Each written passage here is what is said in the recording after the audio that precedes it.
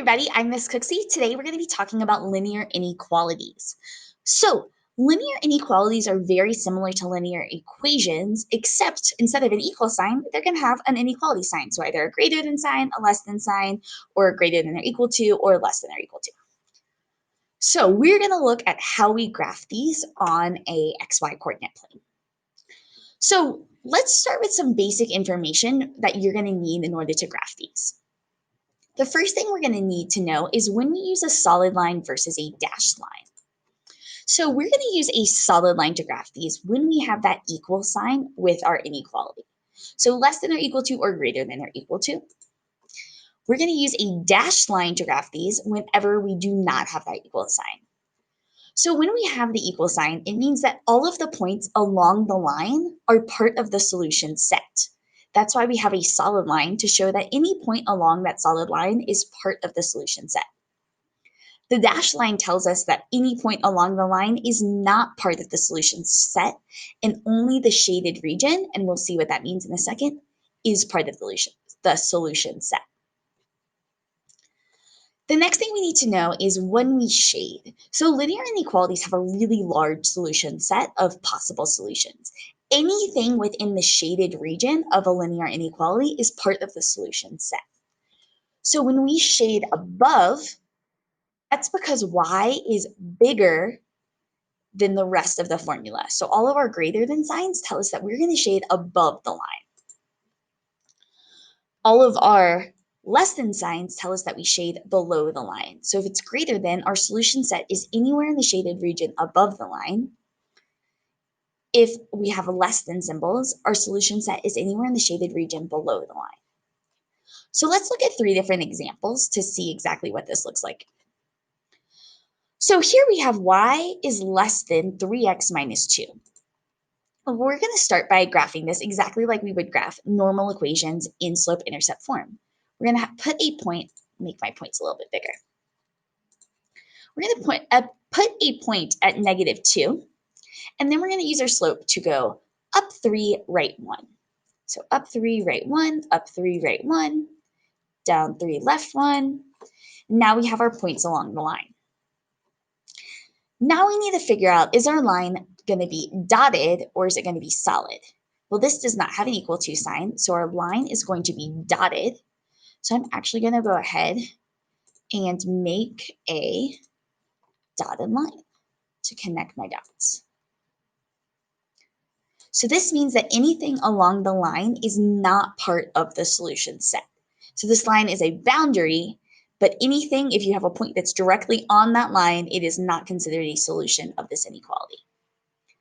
But we need to figure out what are the solutions of the inequality, and the solutions are going to be anywhere in the shaded region. So y is less than 3x minus 2, and we saw that less than symbols mean that we shade below the line. So I'm going to take a highlighter, and I'm actually going to shade everywhere below this line. Everything that I have highlighted, kind of clean it up and make it look a bit nicer, is part of the solution set. So this point at 4, 1, this is a solution to the inequality. This point at 3, -3 is a solution to the inequality.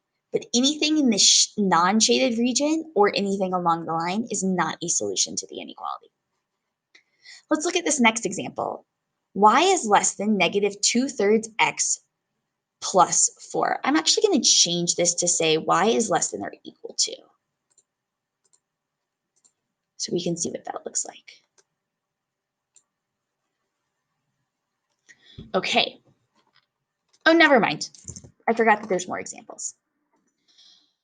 So we're going to start by graphing our points. So we have a point, a y-intercept at 4. Our slope is down 2, right 3. So down 2, right 3, down 2, right. There's kind of a point out here. And I'm going to connect my dots, making sure I have arrows on both sides. So this is going to be my line. And again, there's no equal to sign, so nothing along the line is part of the solution set. Y is less than -2x plus 3, so I'm going to shade below the line. So everywhere underneath the line is getting shaded. We're just going to kind of make that messy. So anything, again, in that bright yellow region is part of the solution set. Anything along the line or that's white is not part of the solution set. For my next equation, I have y is greater than -4. So y is greater than -4 is a horizontal line along where y is equal to -4. So I'm going to go ahead and put a couple points. Ooh, those dots are a bit bigger. That's okay. Along that line. Because its y is greater than -4, I'm going to go ahead and put a dotted line because there's no equal to sign. And I'm going to shade everything above the line this time because it's greater than. So just give that some shade. Again, anything in the yellow region is part of the solution set. Anything in the white region or along the dotted line is not part of the solution set. Okay, let's look at this next equation.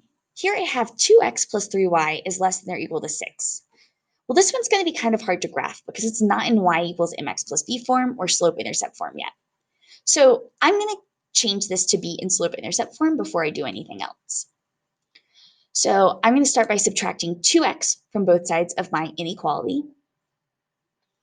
That leaves me with 3y is less than or equal to -2x plus 6. I'm going to divide both sides by 3, and I have y is less than or equal to -2/3 x plus 2. This now has that equal to sign. So when I graph my points, I am going to connect the dots with a solid line. This is because of that equal to sign, any point along that line is now part of my solution set. We treat it as though it was shaded. So I'm going to start by graphing my y-intercept, which is 2, and then I'm going to use my slope to find the other points. So this is -2/3 or down to right 3. Down to right 3, down to right 3, up to left 3. This time, however, I am going to graph using a solid line. So notice that here we had the same slope, -2/3, but we use a dotted line. Now we're using a solid line.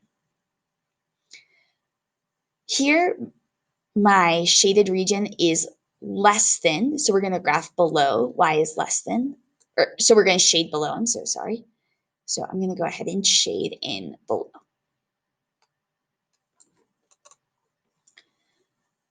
In our next example, y is greater than or equal to 3/2 x minus 1. This time, we're starting at -1. Our slope is 3/2, so we're going to go up 3, right 2, up 3, right 2, down 3, left 2, and connect our dots.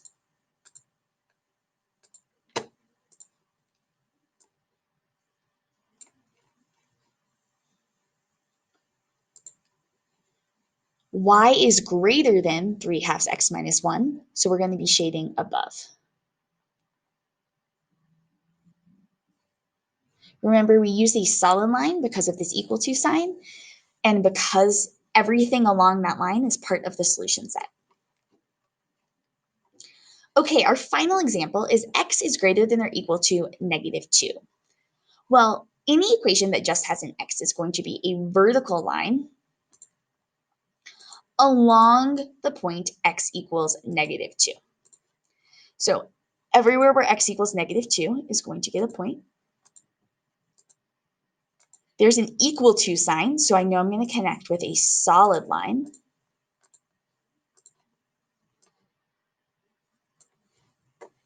And x is greater than -2. Well, this one's hard because we don't really have an above or below section.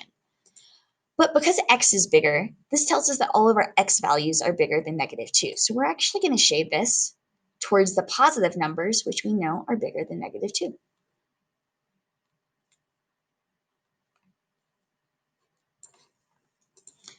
And although we said it a few times in this video, I just want a final reminder that the solution of a linear inequality is the entire shaded region. Every point that's shaded, we could plug into that inequality and it would make that inequality true. So remember, the shaded region continues far off the graph that you see. It's got infinite number of points that could possibly make this inequality true. The solution is the entire shaded region. So in this video, we talked about linear inequalities. We learned that we use a solid line whenever there's an equal sign in our inequality to show that the points along that line are part of the solution set. We use a dash or a dotted line anywhere when we do not have an equal sign to show that those points are not part of the solution set. If y is greater than the rest of the equation, we shade above the line, and if y is less than the rest of the equation, we shade below the line. Thanks for watching. I hope this video was helpful. Make sure to subscribe if you're in my class so you never miss a video, and I'll see you next time.